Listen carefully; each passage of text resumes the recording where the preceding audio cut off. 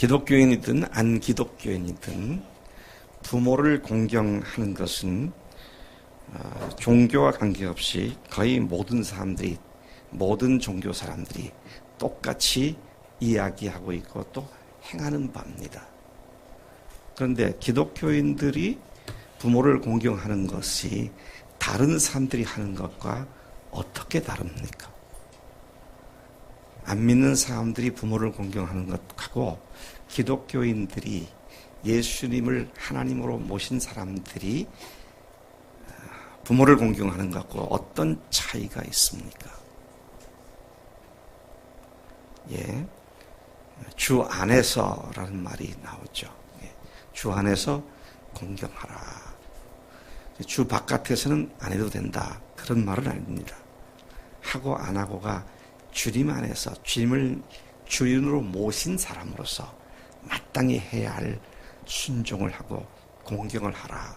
그런 말이지, 어떤 것은 주 밖에 있는 것이고 어떤 건 주 안에 있는 딱 구분돼 가지고 율법적으로 딱 문자적으로 이건 해도 되고 저건 안 해도 되고 그런 것이 아니다라는 것을 염두에 둘 필요가 있습니다. 오늘 우리가 읽은 본문 말씀은 신약 성경 중에서 흔치 않게 발견하는 부모에 대한 순종과 공경을 가르치고 있는 말씀입니다. 다시 말하면 신약 성경에 부모에 대해서 순종과 공경하라는 말씀이 그다지 많이 나오지는 않습니다. 근데 굉장히 강조하면서 말씀하고 있는 것을 발견하게 됩니다. 우리 공부하는 학생들의 표현을 빌린다면 그 말씀의 밑에 하이라이트를 딱 색칠을 해가지고 눈에 확 드들어지게 강조하고 있는 말씀으로 이 말씀이 기록되어 있다라는 말씀인 것입니다. 에베소서 6장입니다. 에베소 6장 1절 4절까지의 말씀을 말씀드리기에 앞서서 제가 에베소 전체를 한눈에 스캐닝을 해보겠습니다. 2, 3분 내로 할 수 있어요. 네. 눈빛을 보니까 안 믿는 눈빛인데요. 제가 2, 3분 내에 할 수 있습니다. 그런 건 아멘 안 해도 돼요. 1장부터 3장은 사도 바울이 예수님의 십자가와 부활로 우리가 공짜로 구원을 얻었다.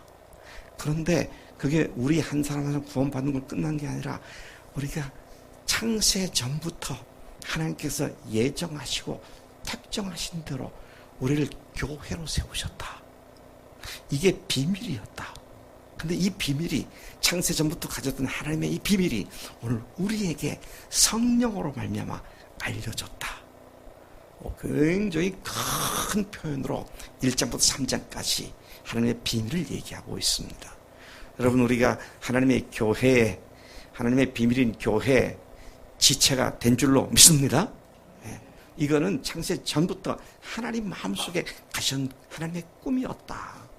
그래서 4장에서는 이제부터는 이 성령 안에서 하나 되게 하신 것을 힘써 지켜서 너희들이 성령 안에서 아름답게 영적으로 잘 성장하는 교회 공동체가 되고 그 속에 너희들이 그리스도의 형상을 온전히 이루는 각 개인이 돼야 한다. 교회 속에서 함께 성장해가며 그리스도의 장수한 분량이 충만한 데까지 성장하도록 너희들이 하나 되게 하신 것을 힘써 지켜라. 그것이 4장에서 하는 말씀입니다. 그리고 이 4장에서는 그렇기 때문에 교인들과의 어떤 사랑의 관계로 하나가 되게 한 것을 힘써 지킬 수 있는지를 얘기하고 있고 5장에 가서는 거기서 한 걸음 더 나가서 그렇게 하려면 성령으로 충만함을 받아야 한다. 그래서 5장에 보면 성령의 충만을 받아라. 그 성령으로 충만함을 받은 사람들이 어떤 인간관계를 갖고 살아가야 하느냐. 이게 지금 그 성령 충만함을 받은 사람들의 삶의 모습을 기록해 주었고 또 그렇게 살아야 한다고 권고하고 있는 말씀입니다. 근데 그 내용 중에 보면 첫 번째는 5장 21절부터 보면은 부부간의 관계가 어떠해야 한다. 그렇게 말씀하고 있고요. 그 다음에 6장 1절부터 4절까지 우리가 이걸 본 말씀은 부모와 자녀와의 관계가 어떠해야 되는 것인지, 그리고 그 뒤에 나오는 말씀들은 고용인과 피고용인, 옛날로 말하면 주인과 상전과 하인이 어떤 관계를 맺어야 하는지, 그 세 가지 인간 관계가 다뤄지고 있습니다. 그 중에 오늘 우리가 읽은 말씀은 부모와 자녀와의 관계가 주 안에서 어떤 관계가 돼야 하느냐 하는 것을 언급하고 있는 것이 되는 것입니다. 자, 어떻게 제가 2, 3분 만에 다 끝냈죠?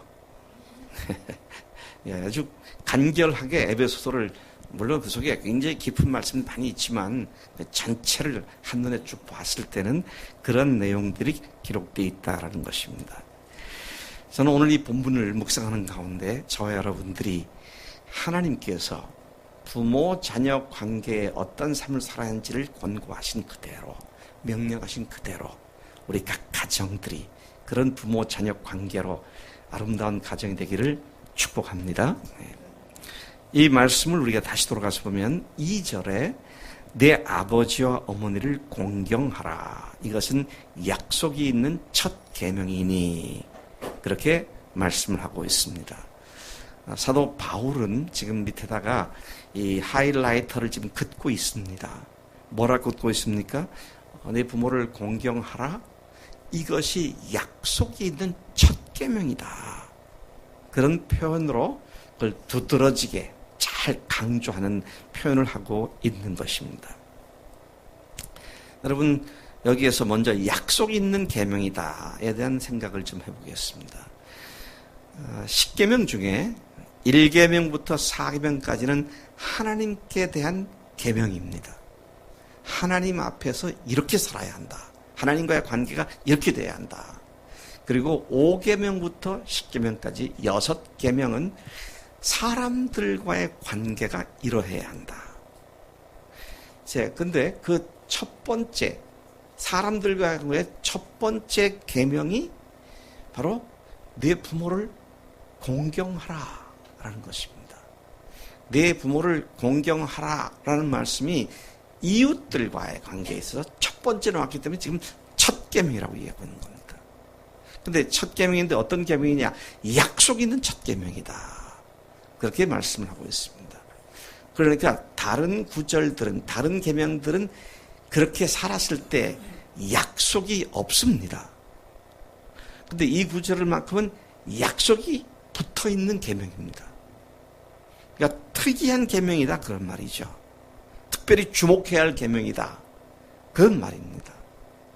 자, 어떤 약속이 주어졌느냐라고 할 때, 아까 읽은 본문에 보면은 이것은 약속이 있는 첫 계명이니 이로써 내가 잘되고 땅에서 장수하리라. 네가 잘되기 위해서는 부모를 공경하라는 거죠.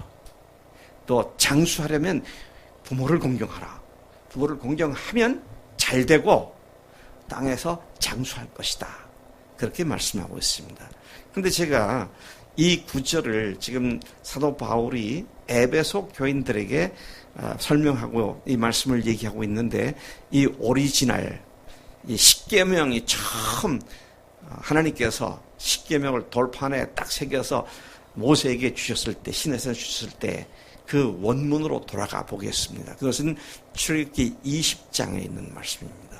출애굽기 20장 12절에 보니까 이렇게 기록되어 있어요. 네 부모를 공경하라. 그러면 네 하나님 여호와가 내게 준 땅에서 내 생명이 길리라.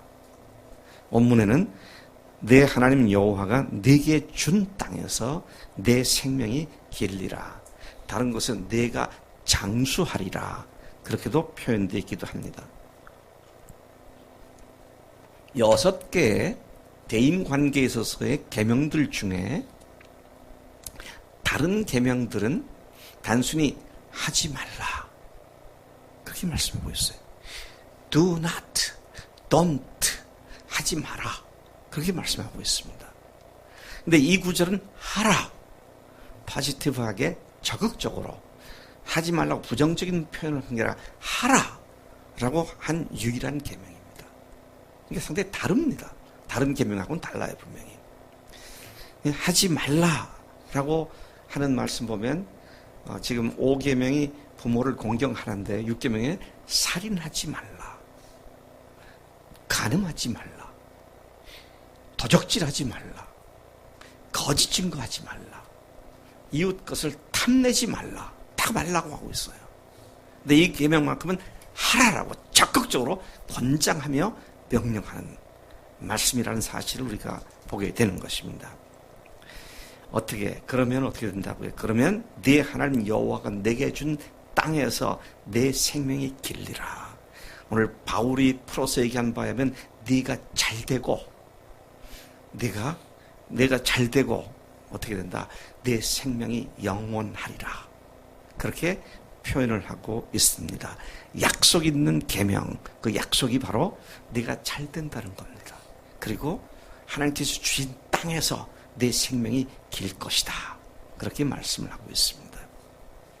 여러분, 하나님께서 여러분에게 주신 땅이 뭡니까? 첫째는 가정이고요. 둘째는 어디예요?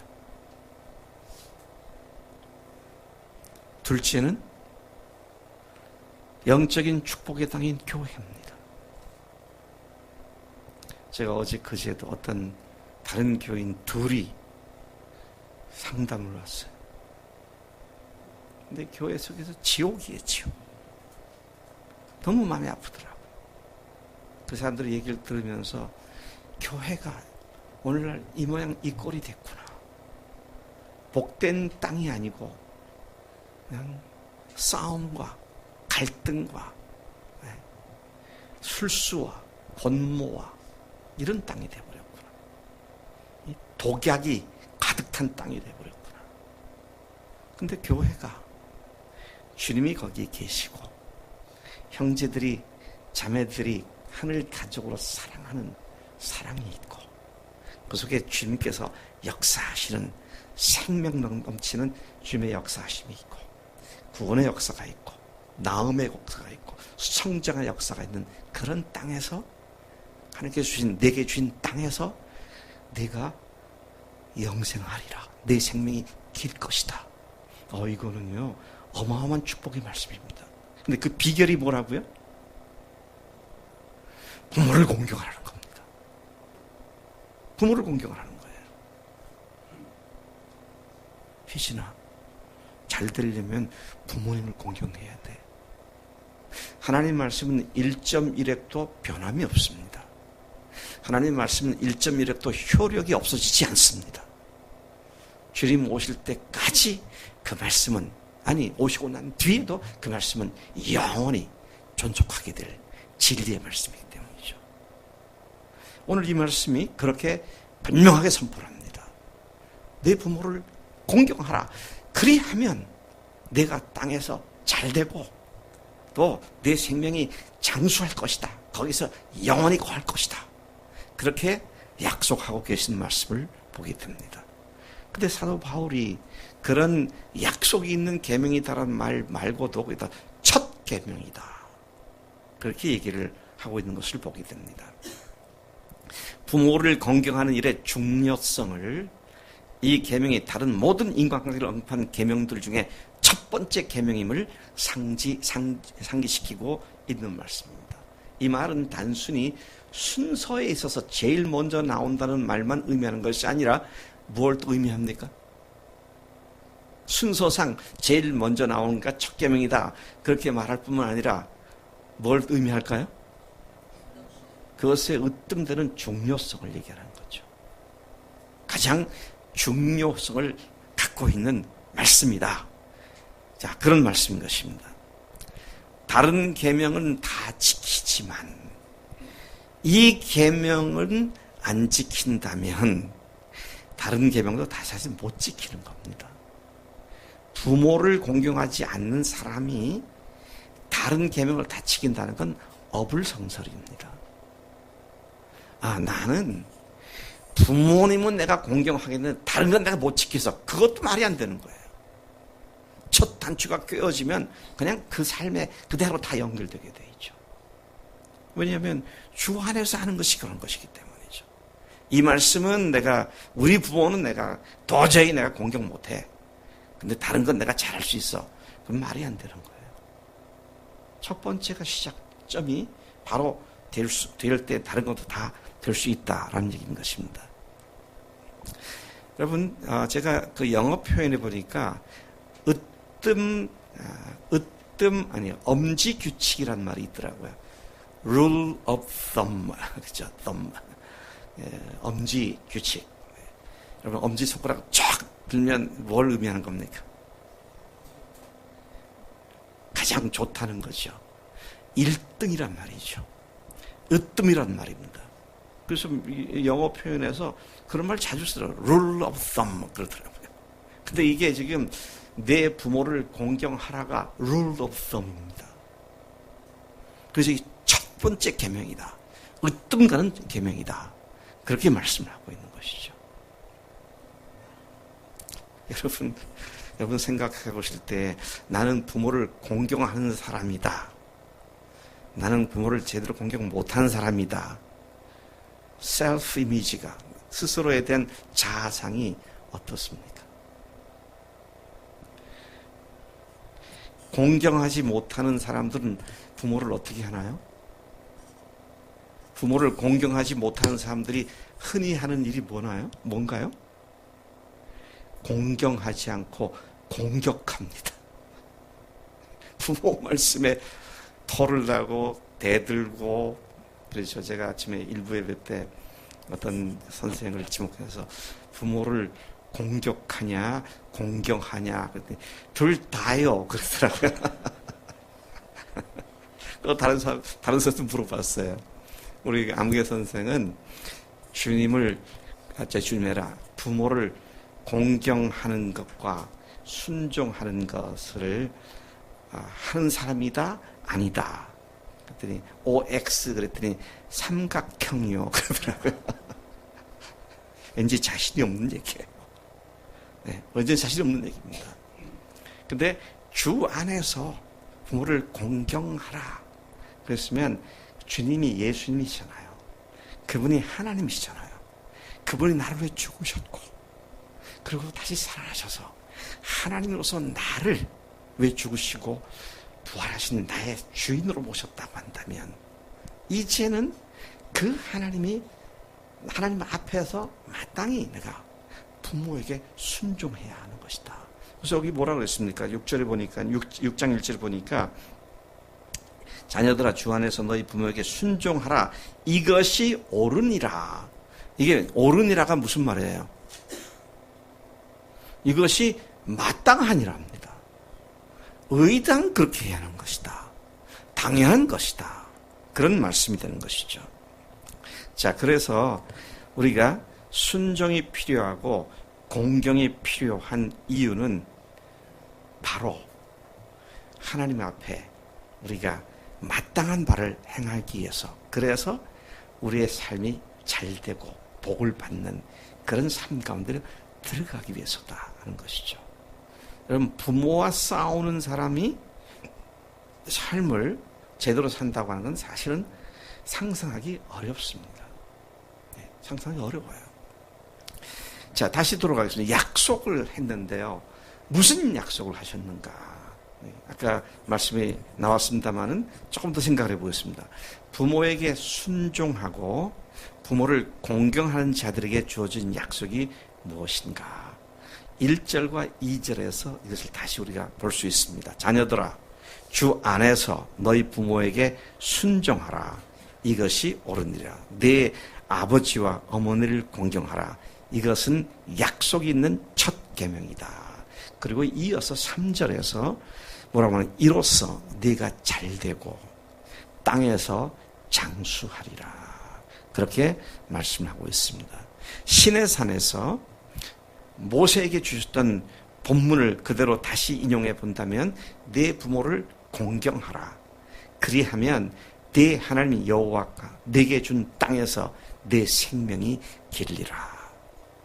부모를 공경하면 하나님께서 주신 땅에서 생명이 길 것이라고 약속하셨습니다. 아까 말씀드린 것처럼 가정이 하나님께 주신 땅이고 교회가 하나님께 주신 땅입니다. 역사적으로 보면은요, 참 역사 속에 가끔씩 참 아름다운 교회들이 다시 회복됐다가 또 쓰러지고 회복됐다가 또 쓰러진 많은 역사적 반복을 한 것을 봅니다. 근데 모처럼 아름다운 영적 토양이 마련된 교회가 나타났다가 쓰러지는 이유가 오늘 이 말씀에 따라서 본다면 뭐예요?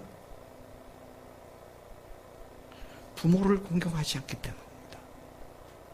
부모를 공경하지 않기 때문에요. 저는 이런 사실을 이스라엘 역사에서 확연하게 볼 수 있었습니다. 여러분, 이스라엘 역사는 여러분들이 잘 아시는 바와 같이 젖과 꿀이 흐르는 가나안 복지에 들어가기 위해서 모세를 통해서 출애굽을 했습니다.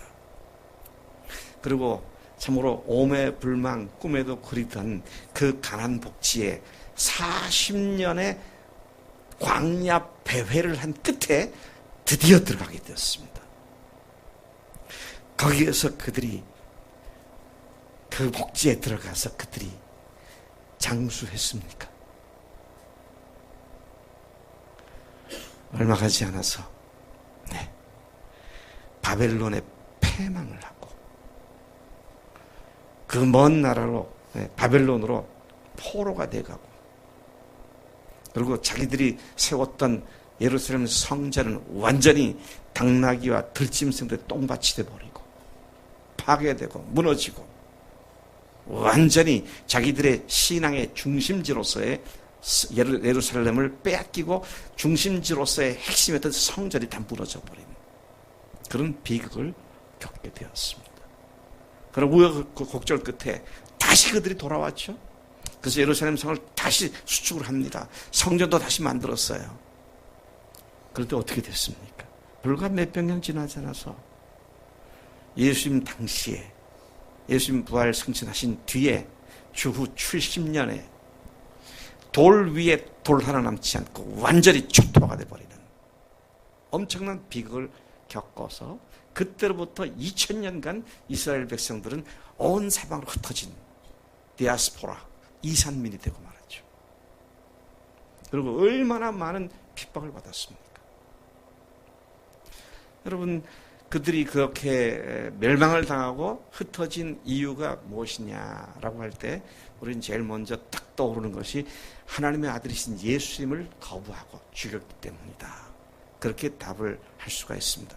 맞습니다. 예, 하나님의 아들이신 예수님을 거부하고 십자가에 못 박아 죽이고 모독하고 했던 그 죄의 값이 그들에게 그렇게 2000년간 나라 없는 민족으로 방황하고 떠돌아다니면서 온갖 사람들로부터 다 핍박을 받고 심지어 2차 대전 때는 어떻게 됩니까? 여기 누구예요? 히틀러에 의해서 600만이 학살을 당합니다. 근데 그것이 예수님을 잡아 죽인 그런 죄값이기도 하지만 또 다른 각도에서 보면은요. 오늘 이 말씀이 부모를 공경하면 내가 잘 되고 약속한 땅에서 오래 생명을 오래 유지할 것이라고 했는데 그렇게 되지 않은 걸 보니까 그들이 이 하나님의 말씀인 부모를 공경하는 것도 제대로 지키지 않았었기 때문에 그것이 한 또 다른 이유가 됐었겠구나. 그런 사실을 보게 됩니다. 아까 제가 그런 말씀드렸어요. 하나님 말씀은 1.1핵도 변경되지 않습니다. 효력을 상실하지 않습니다. 그들이 그토록 사모하고 소망했던 예루살렘과 이스라엘 고토로 돌아왔음에도 불구하고 또 멸망을 당한 이유가 주님을 죽인 그 죄와 아울러 부모를 거역한 죄가 있었다라는 사실을 주목하게 됩니다. 목사님, 어디에 그런 말씀이 있습니까? 예수님이 그걸 지적하셨어요. 어떻게 해요? 너희들이 예수님께서 유대인들 향해서 야단을 치실 때 어디 나오냐면요. 마태복음 15장과 마가복음 7장에 나오는데 너희들이 부모에게 마땅히 드리고 공경할 것을 드리지 않고 하는 말이 고르반, 그러면 부모에게 안 드려도 된다, 그따위로 행동하는구나. 고르반이 뭡니까? 하나님께 바쳐졌다, 하나님께 드렸다, 그 말입니다. 여러분, 하나님께 바쳐진 물건은 사람들이 손을 대면 안 돼요. 그래서 다시 역사로 되돌아가 보면 출애굽을 해서 40년 만에 여리고성을 함락시켰잖아요. 드디어 요단강을 건너와서 가나안 땅에 발을 부셨습니다. 근데 하나님께서 여리고성을 함락시킬 때 모세를 통해서 이스라엘에게 말씀하신 것이, 하나님께 바쳐진 물건은 절대로 손대지 마라. 그런데 누군가가 손을 댔습니다. 그 다음 성, 여리고성과는 비교가 안 되는 한 조그만 성, 이 성은 굉장히 작은 성입니다. 얼마나 작으냐면 성 이름이 아이성이에요. 아이성. 제가 말하니까 여러분들 아무도 웃지 않고 그냥 심각하게 듣는 걸 보니까, 그래서 아이성이라 그랬나 그렇게 생각하는데, 성 이름 자체가 아이인데 공교롭게도 우리말로는 아이가 어린애잖아요. 근데 그 아이성을 공격했는데 12,000명밖에 안 되는 작은 성 앞에 200만 이상의 이스라엘이 패배를 합니다. 패전을 해요. 그리고 난리가 났죠. 어떻게 된 일이냐. 하나님께서 바쳐진 물건을 너희들이 여리고성을 함락했을 때 손대지 말라는 걸 누가 손댔다. 누가 손댔는가? 쫙 찾아보니까 누가 손댔어요? 아간이 손댔습니다. 아간이. 물건을 갖다가 자기 집 장막에 감춰놓고 말이죠. 하나님 것을 훔쳐갖고 그렇게 했잖아요. 그러니까 200만에 해당하는, 군대로 말하면 60만 대군이 12,000명 작은 동네 사람들한테 패해가지고요. 이 얼마나 망신스럽고 기가 막힌 얘기입니까? 근데 그 이유가 뭐냐 그럴 때, 아간이 하나님께 바쳐진 물건을 훔쳤기 때문이라는 것이죠.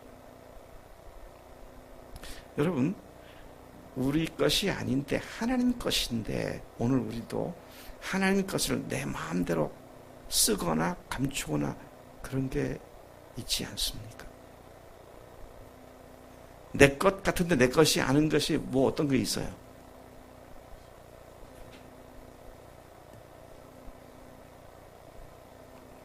제일 먼저 떠오르는 게 뭐예요? 11조입니다. 11조예요. 10분의 1은 내 거 아니에요. 하나님께서 그건 내 것이다 그랬어요. 그거 제대로 내면 내가 복을 부어주나 안 주어주나 한번 시험해 봐라. 말라기에서 그렇게 말씀하셨어요. 여러분, 시험해 보셨습니까? 한번 해보세요. 저는 시험은 안 했고요. 그냥 순종했습니다. 그랬더니 지금까지 살면서 제가 돈 벌어야겠다는 생각은 한 번도 안 해봤어요. 죄송한 얘기지만 학교에서 돈을 얼마 주는지 잘 몰랐어요. 저는 신경 안 썼습니다.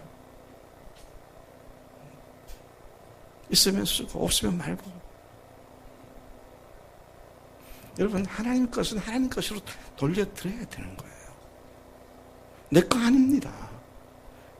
사실 10분의 10이 다 주님 건데요.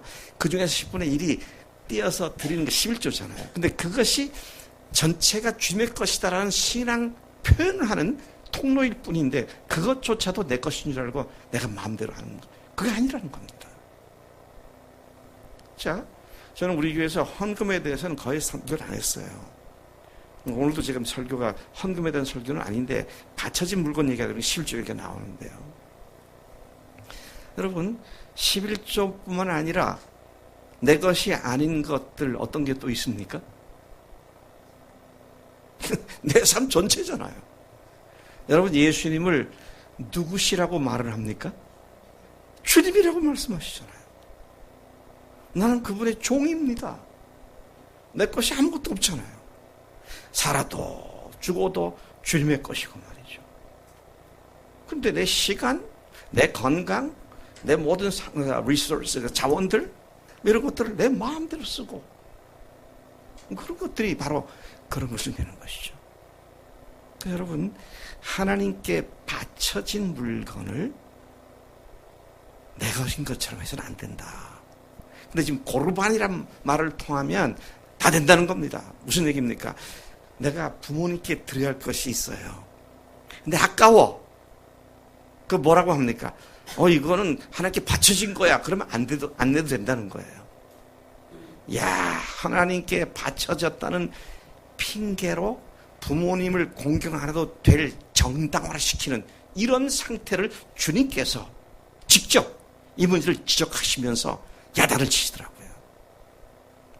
제가 그 말씀을 보면서 알아봤습니다. 이스라엘이 망하겠구나. 왜?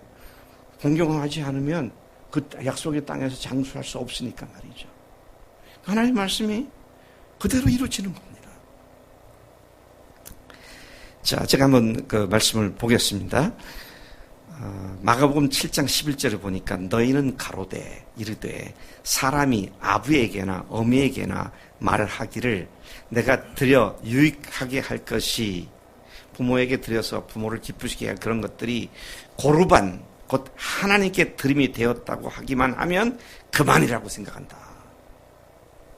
하나님께 바쳐야 부모에게 드려야 할 걸 하나님께 바친 거야 라는 말을 하면서 안 바치는 일에 정당화시킨다. 그런 말인 것이죠. 얼마나 보편적으로 이렇게 사람들이 했으면 예수님께서 그 얘기를 딱 들어가지고 이렇게 얘기를 하셨겠느냐는 거예요. 몇 사람이 그래서 주님께서 그렇게 말하셨다고 보지 않습니다. 당시 사람들이 이게 장로들의 유전이었습니다. 장로들의 유전이라는 말은 무슨 말입니까? 유대인 리더들의 전통이었습니다. 트래디션, 전통이었어요.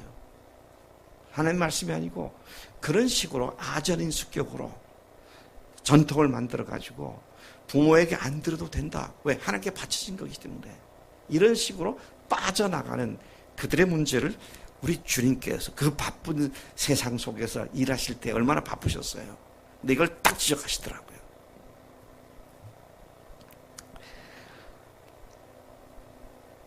여러분, 고르반은 하나님께 바쳐진 예물이라고 했고요. 구약 성경에서 고르반은 하나님께 드려진 것을 의미하는 말씀이었습니다. 하나님은 부모 공경에 대한 계명을 어기면 형벌을 받는다고 하셨습니다. 이게 잘 되고 안 되고의 문제가 아니고요. 부모 공경을 순종하지 않으면 형벌을 받는다. 네. 출애굽기 21장 17절에 보니까 그 아비나 어미를 저주하는 자는 반드시 죽일지니라. 레위기 20장 9절에서는 무릇 그 아비나 어미를 저주하는 자는 반드시 죽일지니 그가 그 아비나 어미를 저주하였은즉 그 피가 자기에게로 돌아가리라. 부모를 거역하고 부모를 공경하지 않고 잘 될 사람은 아무도 없다. 그들을 죽여라. 그렇게 말씀하시는 겁니다. 예수님께서는 자신들의 잘못에 안전장치를 마련하고 있는 이스라엘 사람들의 문제를 그렇게 지적을 하신 것이었습니다. 그들은 교묘하게 부모 공경을 하지 않는 정당화를 했던 것이죠. 그들은 부모를 섬겨야 할 어떤 것이 고르반, 곧 하나님께 바쳐진 물건으로 말만 하면 된다고 생각하며 빠져나갔습니다. 부모에게 드릴 것이 아까우면 고르반, 곧 하나님께 드린 물건이기 때문에 부모에게는 드릴 필요가 없다라고 생각하면서 그냥 그들이 정당화했다는 얘기가 된 것입니다. 여러분, 이스라엘이 완전히 멸망당한 이유 중 하나가 바로 부모 공경의 계명을 불순종했기 때문임을 우리는 분명하게 주목해 볼 필요가 있습니다. 예수님을 십자가에 못 박아 죽였던 그 죄가 엄청나기 때문에 그들이 그렇게 세계 갖고 흩어졌지만 또 다른 이유들 중에 하나가 부모를 공경하지 않는 그들의 태도 때문이었다라는 것을 우리가 지적해내 봐야 한다는 것입니다. 자, 다시 돌아갑니다. 문제의 핵심, 이 계명의 핵심은 부모를 순종하고 공경하라는 것입니다. 자녀들아, 주 안에서 너희 부모에게 순종하라. 이것이 옳으니라. 내 아버지 어머니를 공경하라. 이것은 약속 있는 첫 계명이니 이 말씀을 지키지 않아도 될 다른 어떤 정당한 이유도 명분도 없습니다. 무조건 순종할 말씀입니다. 공경할 뿐입니다. 순종은 무슨 말씀이든지 그대로 행하는 것을 의미하는 것이죠. 공경은 부모를 높이며 떠받드는 것을 의미합니다. 그래서 제가 네이버 사전을 찾아보았어요. 공경을 뭐라고 했는가? 공손히 받들어 모시다. 동사로 공손히 받들어 모신다. 그럼 반대로 공경하지 않는 건 불손하게 대하는 거잖아요. 불손하게 대하는 겁니다. 저는 어제 저녁에 TV를 잠깐 스쳐봤는데 우리 집 사람이 TV를 잘 봐요. 그래서 제가 봤는데 또 자다가 또 좀 이렇게 눈도 떴다가 근데 거기 보니까 어떤 드라마인데 아들이 자기 아버지를 갖다 반말하면서 막 욕을 하더라고요. 응? 뭐 어떤 영문인지 잘 모르겠습니다만 아버지가 뭐 어떤 여자하고 약혼을 했는데 뭐 그냥 아버지 앞에 막 욕을 하고 막 그래요. 그걸 보고 너무 화가 나더라고. 대한민국의 작가들이라는 놈들이 저밖에 안 되는가. 왜? 애들이 그거 다 보고 있잖아요. 욕이 나와 내 마음속에서. 우리나라 사회 악에 조장하는 그 조장자들이 이 작가들인 것 같아요. 뭐 동성애 그걸 보면 하여튼 교묘하게 갖다가 집어넣고 말이죠. 너무 속상한 거예요. 그럼 어린애들이나 중학생들이나 고등학생들이나 또는 대학생들이 부모를 저기 욕해도 괜찮은가 보다. 이렇게 되는 거잖아요. 전체적인 도덕 윤리적 수준을 갖다가 완전히 끌어내리는 그런 모습을 보면서 너무 속상하더라고요. 여러분, 공손히 받들어 모시는 것이 공경이다. 부모님께 마음을 다해 효도하고 부모님을 존경해 드린다라는 뜻이 있다. 그 네이버에 보니 그런 말씀이 나오더라고요. 공경하지 않고 공격하는 사람에 대해서는 안 되겠다. 한번 내가 물어보자. 누구한테 물어봐야 돼. 지성아, 엄마나 아빠를 공경해? 아니면 때로는 공격해? 둘 다. 그러면 장수하지 못해.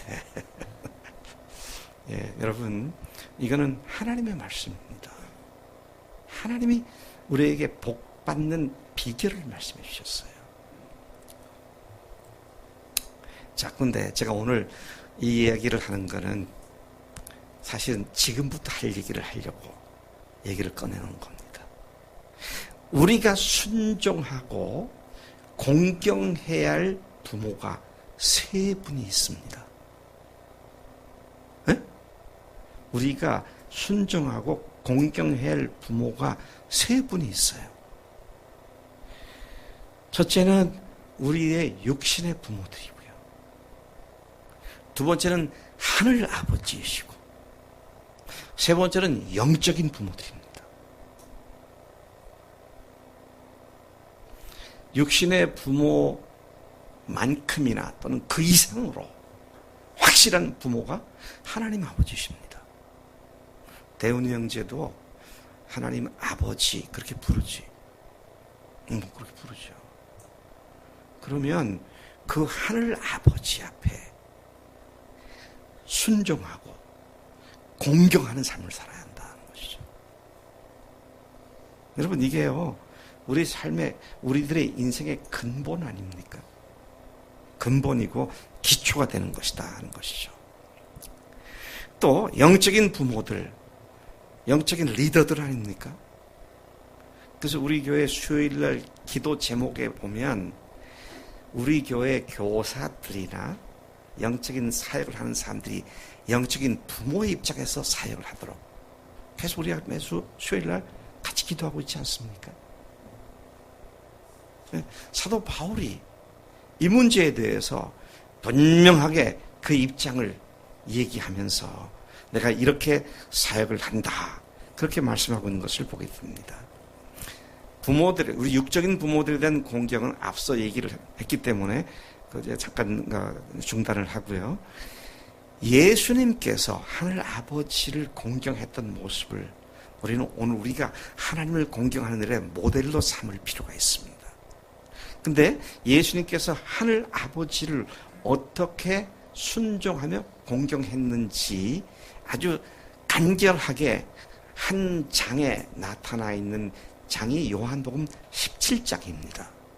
요한복음 17장을 예수님의 기도장이라고 말하는데 예수님께서 마지막 날 밤에 기도하실 때에 17장 1절에서 이렇게 기도하십니다. 예수께서 이 말씀하시고 눈을 들어 하늘을 우러러 이르시되 아버지여 때가 이르렀사오니 아들을 영화롭게 하사 아들로 아버지를 영화롭게 하게 하옵소서. 아들이 아버지를 영화롭게 하는 것이 아들이신 예수님께서 성부 하나님께 대한 간절한 소망이었고 기도의 제목이었다는 것을 보게 됩니다. 17장 4절에서도 이렇게 말씀하십니다. 아버지께서 내게 하라고 주신 일을 내가 이루어. 나에게 하라고 하신 그 명령을 내가 세상에 와서 그 일을 이루었습니다. 내가 아버지 일을 순종했습니다. 그래서 아버지를 이 세상에서 영화롭게 하였사오며 순종할 때 아버지를 영화롭게 하는 공경하는 일이 제대로 이루어진다. 이 사실을 예수님께서 그 기도 속에서 말씀하고 있습니다. 마태복음 26장 39절에서도 내 아버지여 만일 할만하시거든 이 잔을 내게서 지나가게 하옵소서. 그러나 나의 원대로 마시옵고 아버지의 원대로 하옵소서. 내 생각, 내 뜻이 아니고 아버지 뜻대로 행해 주시옵소서. 그렇게 기도하시며 전폭적으로 주님의 뜻에 순종하는 그분의 모습을 보여주고 있음을 봅니다. 우리는 예수님의 십자가와 십자가의 희생과 부활로 의로운 존재들로 여겨진 자들입니다. 하나님께서 우리를 의롭다고 선포해 주셨습니다. 아멘. 아멘. 의로운 자다. 그렇게 하나님께서 선포해 주셨는데 이제 우리는 살아도 주를 위해 살고 죽어도 주를 위해 죽는 자들이며 사나 죽으나 다 주의 것이라고 고백한 자들입니다. 우리를 구원해 주신 이유에 대하여 하나님께서는 데살로니가서 5장 데살로니가전서 5장 10절에서 이렇게 말씀하시죠. 예수께서 우리를 위하여 죽으사 우리를 하여금 깨어있든지 자든지 어떻게 하려 하심이라. 자기와 함께 살게 하려 하심이라고 했습니다. 아버지 하나님과 함께 살게 하기 위해서 우리를 위해 죽으시고 또 우리를 위해서 다시 부활하셨고 우리를 그렇게 살리셨다고 그랬어요. 아버지와 함께 사는 것이 아버지를 공경하는 것입니다. 내가 뭘 하든지 주님께 여쭙고 주님께 고하고 주님을 위해서 사는 그것이 아버지를 영원하게 하는 것이다. 그렇게 말씀을 하고 있는 것이죠. 우리에게는 순종하고 공경할 또 다른 부모가 있습니다. 바울은 고린도 교인들을 내가 너희를 복음으로 낳았다. 그렇게 말씀하십니다. 고린도서 4장 15절입니다. 그리스도 안에서 일만 스승이 있으되 아버지는 많지 아니하니 그리스도 예수 안에서 내가 복음으로써 너희를 낳았습니다. 여기 두 종류의 대상자를 놓고 비교하고 있습니다. 하나는 스승, 또 하나는 아버지입니다. 스승은 알고 있는 지식이나 알고 있는 기술을 자기 제자들에게 전수해주면 됩니다. 그렇죠? 학생들이 등록금 내고 교수 앞에, 선생 앞에 가서 배우잖아요. 그거 배우면 돼요. 그리고 가르쳐 줘도 공부 안 하고 잘 안 따라오면 그건 지들 문제지. 선생들은 잘 가르치면 된다고 생각하는 겁니다. 근데 부모는 그렇지 않아요. 지성아, 엄마가 종종 야단치지. 왠 줄 알아? 네가 미워서 그러는 거야? 그렇게 살아야 한다고 바른 길을 가르쳤는데 안 살면 야단치는 거잖아. 그치? 잘못 살게 하려고 야단치는 거 아니잖아. 그 계속 말한 대로 때로는 이제는 지성이 컸으니까 그렇지 않게 옛날에는 매를 대기도 하고. 왜? 부모니까 그런 거야, 부모니까. 그러니까 영적인 부모다 그러면은요, 말씀 잘 가르치고 내가 가르친 건 끝. 그렇게 살고 안 살건 당신들이 할 일. 그리고 손 털어버리면 그거는 스승이지 아비가 아니잖아요. 그렇게 못 살면, 안 살면 계속 위해서 기도하고 권고하고 때로는 야단도 치고 그러면서 바로 살게 하는 것이, 그게 영적 부모가 할 일이잖아요. 사도 바울이 복음으로 내가 너희를 낳았다. 낳았다는 말은 무슨 말입니까? 해산의 수고를 했다. 아픔과 고통을 가지고 너희들이 바로 살도록 안내를 했고 인도를 했다. 그런 말씀이 되는 것이죠. 그래서 갈라디아서 4장 19절에 나의 자녀들이 너희 속에, 나의 자녀들아 너희 속에 그리스도의 형상을 이루기까지 다시 너희를 위하여 해산하는 수고를 한다. 그렇게 말을 했고요. 갈라디아서, 그래서 그렇게 영적 부모들에 대해서 어떤 태도를 가져야 하느냐. 갈라디아 6장 6절에 가르침을 받는 자는 말씀을 가르치는 자와 모든 좋은 것을 함께 하라. 나를 영적으로 바로 인도해 주는 자를 영적인 부모로 알고 모든 좋은 것을 함께 하라고. 또 히브리서 13장 17절에서 뭐라고 하냐. 너희를 인도하는 자들에게 순종하고 복종하라. 그들은 너희 영혼을 위하여 경성하기를 자신들이 청산할 자인 것 같이 하느니라. 그들로 하여금 즐거움으로 이것을 하게 하고 근심으로 하게 하지 말라. 그렇지 않으면 너에게 유익이 없느니라.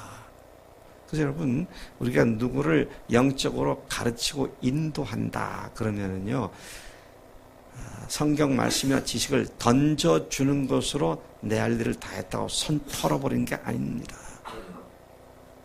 그렇게 살지 못하는 것 때문에 괴로워하며 하나님께 호소하며 그들이 그렇게 살게 되기까지 수고를 아끼지 않는 것. 네. 그래서 성경을 공부하고 공부한 내용을 또 간증을 쓰고 또 매주 주일날 간증 쓰라고 계속 얘기하고 그 말하는 것이, 목사들은 그렇게 말하는 게 즐겁다, 괴롭다. 매주 간증 쓰라고 말하는 게 즐거울까요, 괴로울까요? 오해하지 마세요. 즐겁기 때문에 하는 거 아닙니다. 교인들도 저거 계속 같은 소리 들으니 얼마나 귀찮을까, 그 생각을 해요. 그러니까 귀찮은 거 하지 말지. 그러고 말 안 하면 그거는 애비가 아니지, 부모가 아니죠. 할 때까지 해야죠.